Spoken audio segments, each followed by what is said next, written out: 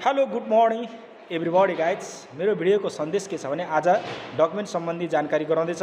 RI 2627 British army Singapore पुलिसमा भर्ती हुने इच्छुक भाइहरूलाई यदि तपाईँहरूले चाहिँ मेरो भ्लगलाई सब्सक्राइब गर्नुभएको छैन भने प्लिज सब्सक्राइब गरिदिनु होला। र नम्बर 1 डकुमेन्ट भनेको तपाईँहरूको चाहिँ certificate, character certificate, marksheet SC लेभलको र तपाईँहरूको चाहिँ सर्टिफिकेटमा चाहिँ म्याथ र इङ्ग्लिसमा डी आएको छ भने त्यो चाहिँ चल्दैन। यदि तपाईँहरूले चाहिँ रि इक्जाम दिएर सी भन्दा माथि ल्याएको छ भने त्यस्तो चाहिँ चल्छ। यदि तपाईँहरूको चाहिँ त्यस्तो खालको केस छ भने तपाईँहरूले चाहिँ रि इक्जाम दिएर सी भन्दा माथि ल्याउने कोसिस गर्नु होला।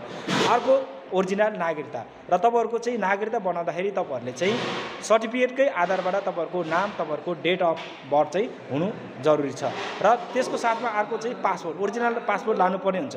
र यदि तपाईँहरूले चाहिँ पासपोर्ट बनाउँदाखेरि तपाईँहरूको चाहिँ सर्टिफिकेट तपाईँहरूको नागरिकता अनुसार त्यही अनुसार तपाईँहरूको नाम, तपाईँहरूको डेट अफ बर्थ हुनु जरुरी छ।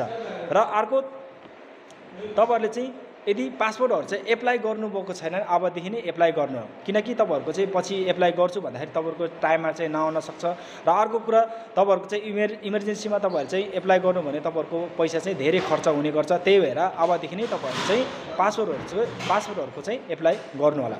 र अर्को कुरा तपाईँहरूको चाहिँ बाबाआमाको ओरिजिनल नागरिकता र तपाईँहरूको बाबाआमा चाहिँ विदेशमा हुनुहुन्छ र तपाईँहरूको बाबाआमाको नागरिकता चाहिँ वहीँ विदेशमा साथमा छ भने तपाईँहरूले चाहिँ कसरी हुन्छ मगाउनु होला। र फोटोकपीहरू चाहिँ चल्दैन। कति भाइहरूले चाहिँ नागरिकताको फोटोकपीले चल्छ कि चल्दैन भनेर सोध्नुहुन्छ, त्यो चाहिँ चल्दैन है। ओरिजिनल नागरिकता नै जरुरी छ। र अर्को कुरा तपाईँहरूको चाहिँ विभिन्न केसहरूको चाहिँ बनाउनु पर्ने हुन्छ। यदि तपाईँहरूको बाबाआमा डिभोर्स भएको छ, तपाईँहरूको बाबा आमाको कोही न कोही चाहिँ हराएको छ भने मिसिङ सर्टिफिकेटहरू बनाउनु पर्ने हुन्छ। यदि तपाईँहरूले चाहिँ बिहा गरेको छ भने तपाईँहरूले चाहिँ बिहा दर्ता लानुपर्ने हुन्छ। यदि बच्चाहरू भएको छ भने तपाईँहरूले चाहिँ बाबु नानीको चाहिँ डेट अफ बर्थ लानुपर्ने हुन्छ। र तपाईँहरू चाहिँ बसाइसराई सरेको छ भने बसाइसराई कागज लानुपर्ने हुन्छ, ठेगाना प्रमाणपत्रहरू बनाउनु पर्ने हुन्छ।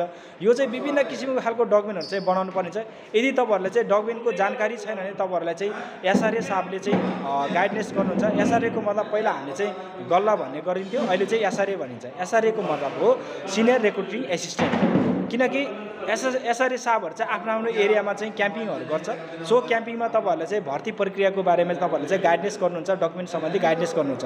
र उहाँ साहबहरू चाहिँ तपाईँहरूको घरमै गएर चाहिँ जान चाहिँ सक्नुहुला। तर उहाँहरूले चाहिँ आफ्नो जस्तै क्षेत्रमा चाहिँ कहीँ न कहीँ क्याम्पिङ चाहिँ 100% गरेको हुन्छ।